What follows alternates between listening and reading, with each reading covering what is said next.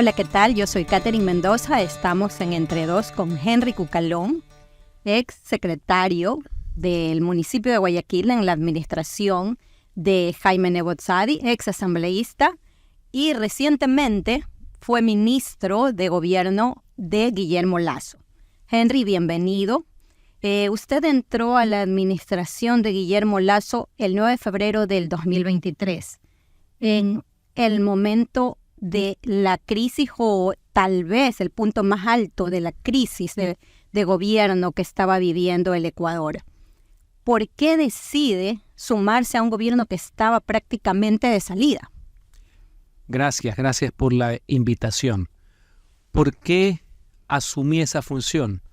A esa fecha, en mi criterio, no solamente el gobierno tenía un problema, la democracia estaba gravemente herida.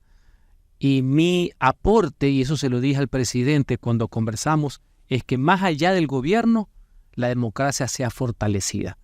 Sin perjuicio de los conatos de juicios y toda esa trama contra él que inició el mismo día que asumió el poder, recordemos que hacia el 9 de febrero se preparaba no una nueva jornada de protesta, lo cual es válido, lo cual es legítimo, sino un nuevo intento prácticamente de asonada, camufladas inclusive de levantamientos, repetir esos escenarios de violencia, de anarquía, de barbarie que algunos glorifican, con tal de imponer sus tesis por la fuerza, no por la razón, y que conlleven a la caída también del gobierno.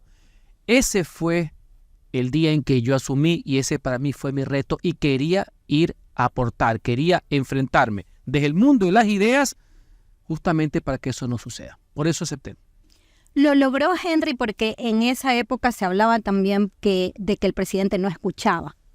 Bueno, si algo fortaleció la democracia, y no sé si se debió al aporte o no, pero sí creo en la ciudadanización del tema, es que no se dio esos hechos de violencia, no se dieron, no hubo, no digo protestas que siempre serán necesarias, sino levantamientos, anarquía.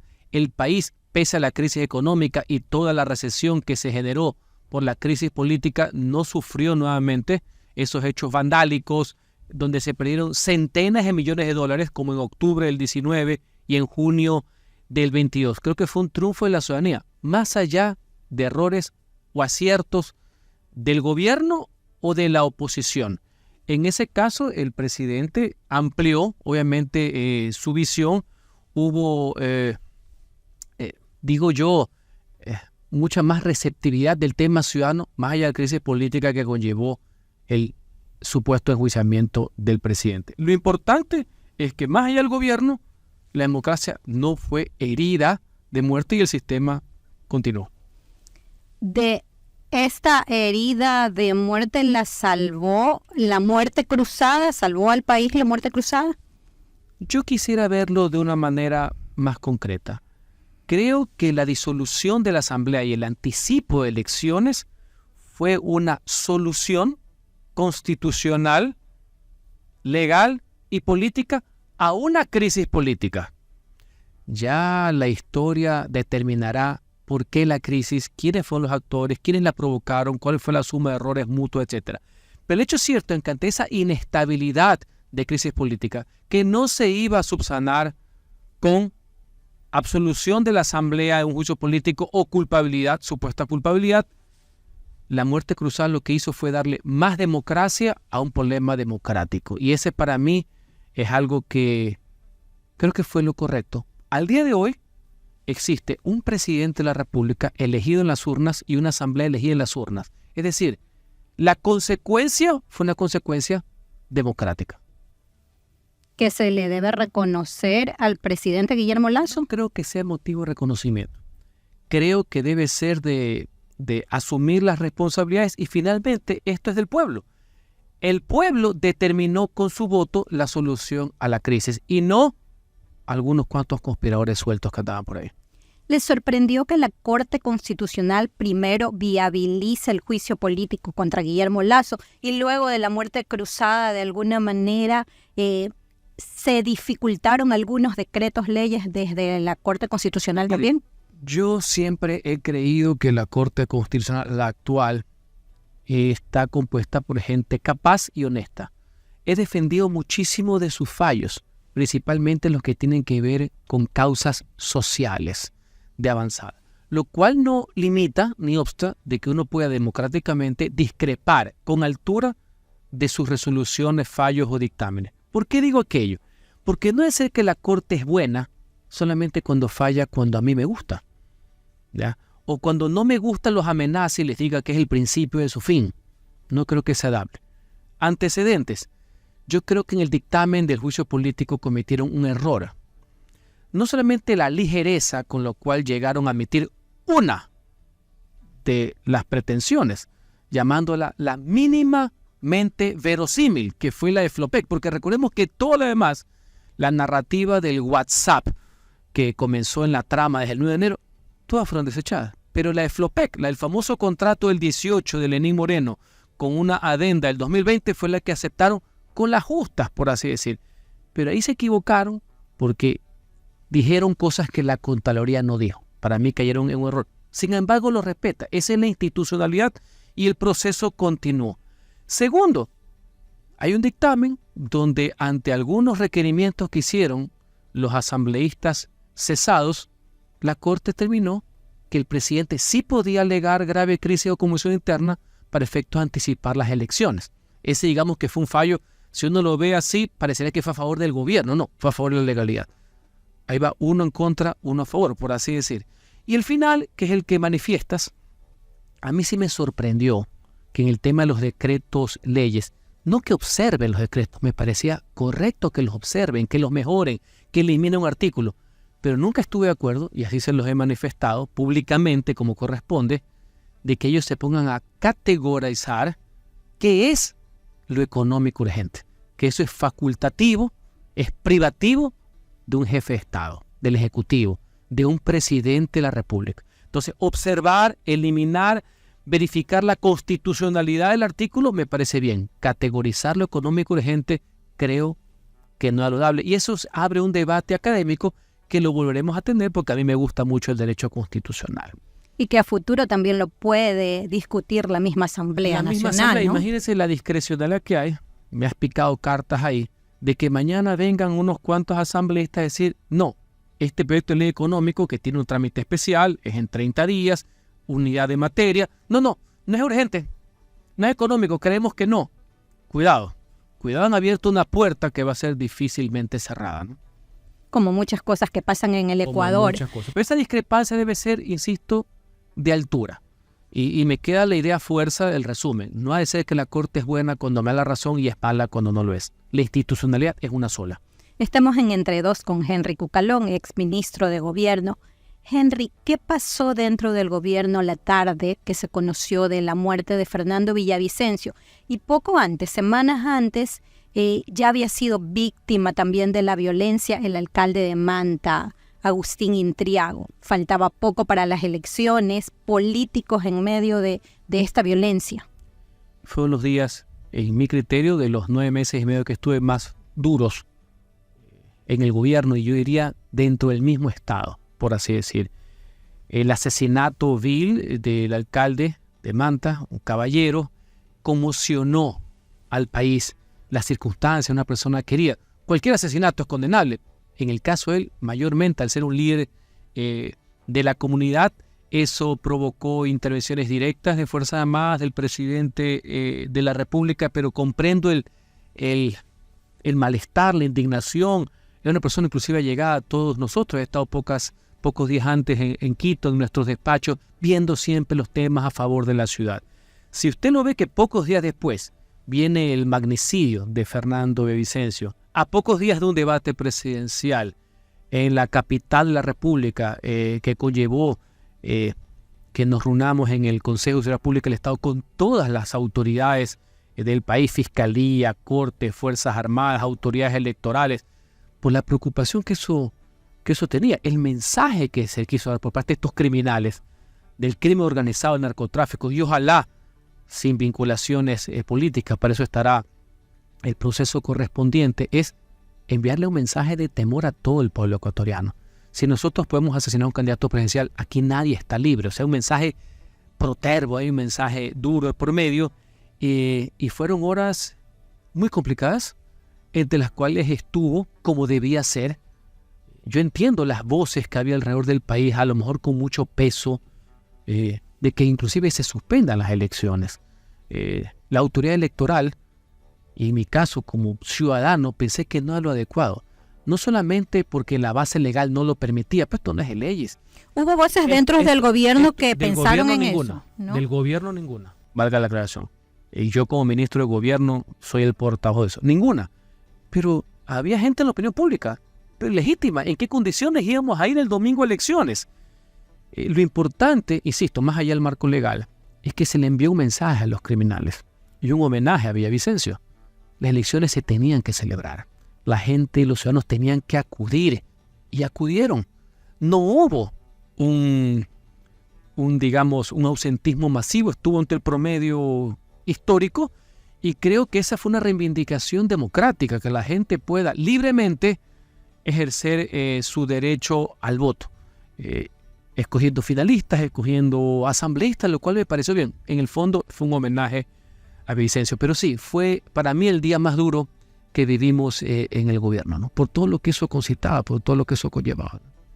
¿Ha sentido usted la percepción ciudadana de que el gobierno de Guillermo Lasso quedó en deuda en materia de seguridad con los ciudadanos? Siento que hay una legítima indignación hacia el gobierno, hacia el Estado también, en general. Sí, siento que la gente con justa razón dice, señores, ustedes tienen que cumplir con el deber primordial que tiene un Estado, que es brindarle seguridad a sus ciudadanos. Creo que en este vértigo que hemos vivido en los últimos año y medio, 2 años, que esto estalló, porque esto no es delincuencia común, esto se fue acrecentando, esto no vino de la noche a la mañana, pero termina de darse esto con asesinatos a alcaldes, asesinatos a candidatos presidenciales. Es que tanto los ciudadanos como los estamentos públicos se dan cuenta de la real dimensión de la penetración del narcotráfico, de los carteles, del crimen organizado y los GDO. Entonces, había un sentimiento, y hay un sentimiento de miedo en la ciudadanía y que espera una reacción del Estado. Eso conlleva varios temas que creo que se han dado pasos importantes en los últimos tiempos. Ojalá que el gobierno los pueda sostener y mejorar y que haya una política pública a mediano y largo plazo. Les voy a poner un ejemplo. Parte de ese tema es la concientización de cuál es el nuevo rol, la nueva misión, la nueva visión de Fuerzas Armadas post-conflicto territorial bélico. Parte de ese tema, porque no todo pasa por la ley, es la reforma que permite a los militares intervenir en seguridad interna. Se aprobó en primer debate antes de que la Asamblea sea disuelta por todos los partidos. Espero que pase a segunda y vaya a referéndum. Ojalá que empate con la consulta también propuesta. Todos los temas de reglamentación, de uso de armas. Eso se aprobó. Le pongo un ejemplo. La Asamblea aprobó, para mí estaba clara, pero lo hicieron más claro aún, el tema del legítimo uso de la fuerza. Hasta cuando estuvimos en el ministerio, más de 50 criminales habían sido abatidos, ni un solo policía procesado a partir de las nuevas normas. Pero le quiero dejar una idea. Como el gobierno se planifica a 4 años, más allá de esta crisis política, por lo cual hubo una salida anticipada, muchas de las críticas razonables de los ciudadanos acerca de los temas de los equipamientos, ustedes han podido constatar cómo en los últimos meses, y de aquí hasta que termine el año, ya están pues, los chalecos, los cascos, las municiones, el armamento, los vehículos, en el tema del ejército ecuatoriano, que ha sido repotenciado con los nuevos blindados. Es decir, el gobierno actual tiene y va a seguir teniendo aquí hasta el 25 mejores elementos para poder enfrentar de mejor manera a esta plaga, a esta lacra que es el crimen organizado del narcotráfico. Hay que tener fe, unirnos a un solo puño, tener unidad de propósito y más allá de las discrepancias propias de la democracia, en ciertos temas apoyar al gobierno nacional, como este, por ejemplo. Y precisamente es un tema de unidad de diferentes funciones del Estado. El embajador de Estados Unidos acaba de hablar nuevamente del tema delictivo en el Ecuador. Ahora habla de lavado a través de equipos de fútbol, lavado de dinero. Antes habló de narcos generales, retiró algunas visas incluso a políticos y a empresarios. Y desde el 2008 Francisco Huerta ya advertía del riesgo de una narcodemocracia. ¿Existe una Fue narcodemocracia en el casi país? profético lo que dijo el doctor Huerta. Yo jamás quise aceptar, porque a veces me lo preguntan, no es tu tema, pero lo voy a abrir. Narcoestado jamás, porque eso significa que el Estado está tomado. No. El hecho de que haya malos elementos en función pública o un juez no significa el Estado como institución. Me resisto a creer eso. Que había una penetración, un alcance mucho más profundo de lo que la gente se imagina del narcotráfico, no solamente en estamentos públicos, en estamentos privados, por efecto justamente de lavado, que es la idea fuerza que deja el embajador. En la sociedad como tal, que ojalá no lleguemos al momento que no sabemos diferenciar cuáles son los emprendedores, los empresarios y cuáles son los que están relacionados con el ilícito, que se junta con la corrupción que ha existido a lo largo del Estado durante muchos años. Llega un momento en que no se diferencian, pues, los señores que han venido asaltando los hospitales por décadas, la contratación pública por décadas, de los que están en este tema de los ilícitos, que se quieren apoderar de ciertas partes de la administración pública, como hemos visto en algunos municipios del país, que se quieren tomar posesión por parte del crimen organizado. Eso es lo que asumo, que no solamente el embajador, muchos ciudadanos de bien, que son la gran mayoría, políticos responsables, que sí lo hay, medios de comunicación, están alertando. No permitamos que esto se nos termine de ir de las manos, para que vean que es un tema que inmiscuye al gobierno, pero va mucho más allá de los gobiernos. Pero se pasó información desde la Embajada de Estados Unidos al gobierno nacional, porque en algún momento hasta se cuestionó que sea desde las cuentas de la embajada que se advierte que iba a haber ataques con bombas en la noche y ese tipo de cosas. Bueno, una cosa es el tema de comunicación, información, otras cosas son políticas públicas. De lo que a mí me concierne fue un hecho público notorio, por ejemplo, que a pedido de Guillermo Lasso, el presidente Lasso, se requirió la ayuda del FBI para que venga a complementar, porque no es una información ni una investigación paralela, a la Fiscalía por el tema del asesinato de Fernando Villavicencio.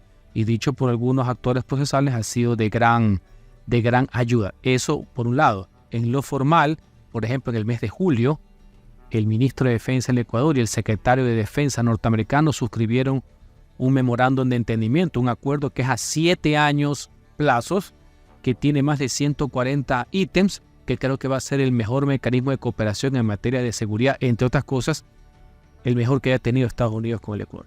Dentro de esa cooperación, precisamente en la investigación del asesinato de Fernando Villavicencio, ¿se firmó alguna confidencialidad respecto a lo que está haciendo o lo que hizo, o si sigue haciéndolo acá el FBI en materia de investigaciones? Desconozco, porque eso le corresponde a la Fiscalía, que es la titular del proceso. Sí. Henry, ¿qué cambió en cuanto al inicio del gobierno de Guillermo Lasso al de Daniel Noboa en materia de los acuerdos que se dieron en la Asamblea Nacional? ¿Se puede decir que hoy hay gobernabilidad? ¿Por qué antes no se lo logró? Bueno, siempre será positivo que exista gobernabilidad. Siempre será bueno que la legislatura, que es un contrapeso normal del poder, no hay por qué preocuparse de eso, no confunda la fiscalización con la conspiración, que no confunda hasta cierto punto controlar el poder político, de maniatarlo, de ser colegislador a ser coejecutivo. Así que me parece bien que ante todos los problemas que tiene el país y que tiene que afrontar el presidente Noboa, entre los cuales está enfrentar al crimen organizado, el narcotráfico y temas económicos, no tenga en la Asamblea unos conspiradores de oficio permanentemente que le hagan la vida imposible. Si me pregunta a mí, eso me parece que es correcto para que él canalice su tiempo y sus energías en otras cosas. Y obviamente que sea responsable por sus actos ante la Asamblea, lo cual, insisto, no le veo nada de malo. ¿Qué pasó anteriormente? Más allá que es muy fácil verlo todo es después, sino en el momento. Creo yo, en ese momento yo no era parte del gobierno, pero siempre he tratado de ver las cosas de forma fría. Uno de los integrantes del supuesto acuerdo que el presidente Lasso finalmente se retractó, de frente quería la impunidad. Y según el criterio de él, y yo creo que está en lo cierto, era imposible llegar en ese momento a una gobernabilidad a ese precio, porque uno pedía impunidad. Ahora usted mira, y si son los mismos ahora, de lo que he visto por la prensa, porque no estoy en ningún detalle, los veo más modositos. ¿Ya? Bueno, el expresidente Correa ha dicho y ha insistido en que sí se negoció el tema del juicio político Pero a la estamos hablando fiscal. de la fiscal. Ajá. Estoy terminando el caso de él. Hace 2 años se vio ahí, más allá que estos acuerdos nunca se hacen públicos, sacan unos WhatsApp, unos chats, pero nunca se ven nada. Hasta ahora no entiendo cuál fue el acuerdo. Pero sí pedían, pues, el tema de la impunidad del caso de él. Y obviamente en ese momento, el presidente de la República, o quien iba a asumir, no quiso ser rehén de ese pedido de impunidad, de los propios derechos. Estamos hablando de uno de los integrantes del acuerdo. Ahora con el presidente, en el régimen del presidente Noboa, no hablan directamente de su caso. Están hablando ya de la fiscal, etcétera, y ahí veo que hay desacuerdos que me parece muy bien propio de la democracia.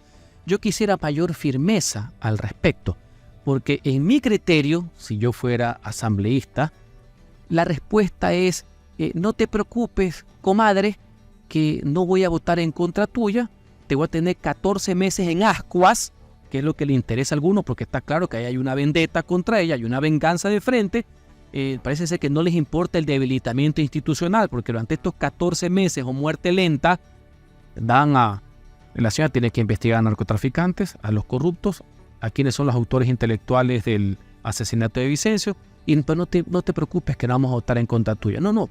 Deberíamos como sociedad y nuestros políticos que nos representan de entrada decir, no es que no voy a votar contra ti en 14 meses.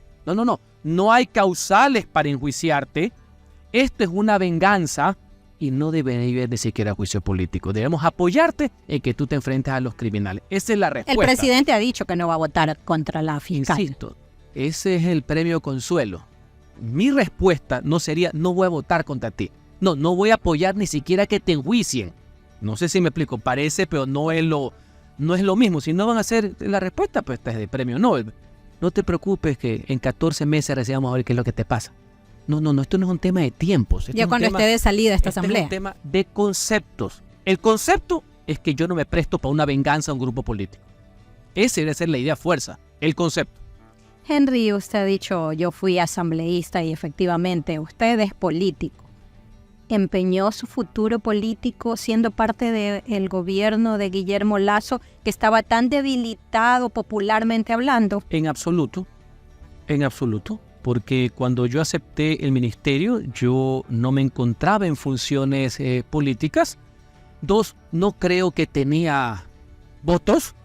Y trabajar a favor del país, aportar a favor del país y dar la cara en los momentos de apremio, justamente cuando los escenarios no son los favorables, creo que son lo que terminan generando la actitud de las personas también, pues, ¿no? Ahí se ve de dónde está forjada la personalidad de uno, ¿no?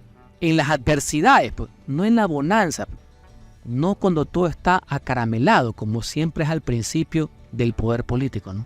¿Cuál es su futuro político o cómo se visualiza usted en la política? Bueno, yo soy un político, creo que llegué a esa conclusión. Antes pensaba que una persona que le gustaba la política y sabía algo por ahí de derecho político. Yo fundamentalmente soy un servidor público, he cumplido 25 años en eso por pura vocación. Me gusta servir al interés general, no me manejo muy bien sirviendo intereses particulares, no me siento cómodo, por así decir. Me gusta mucho la política, sí, después de haber sido 8 años asambleísta, creo que se fraguaron algunas cosas alrededor de eso.